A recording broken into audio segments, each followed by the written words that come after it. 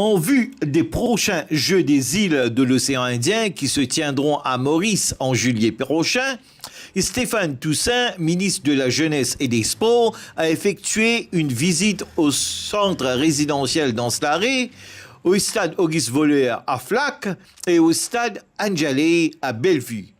Après des explications de Madame Ballou, Project Coordinator du ministère, le ministre Toussaint se dit très satisfait des avancées des travaux jusqu'ici et il a profité pour féliciter ceux concernés pour leur sens du professionnalisme.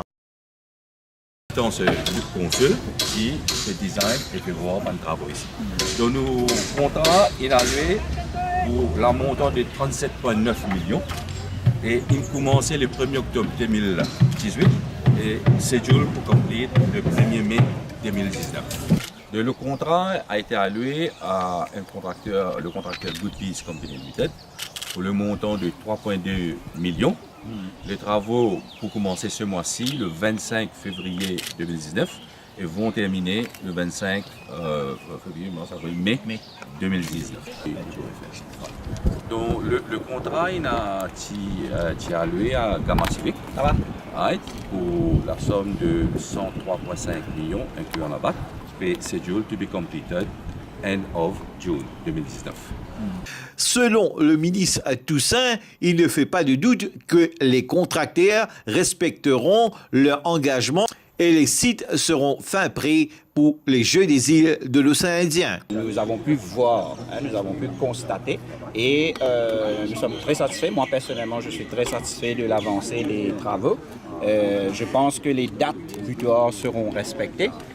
Par exemple, ici en Anjalay, la fin de juin, le stade sera livré.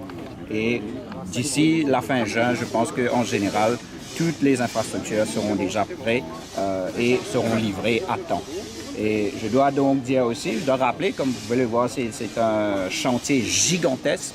Donc je dois rappeler que c'est après une quinzaine d'années, depuis les derniers Jeux des îles, après une quinzaine d'années que nous entamons cette rénovation des infrastructures et qui a coûté à l'État 695 millions de roupies inclusive en VAT. Alors c'est un gros investissement, mais qui va servir aussi pour l'avenir du sport, parce que nous voulons quand même que l'île Maurice devienne ce sports hub de la région de l'océan Indien. L'Afrique, nous dire qu'il y a quand même une grande infrastructure sportive, mais l'Afrique du Sud, mais en général.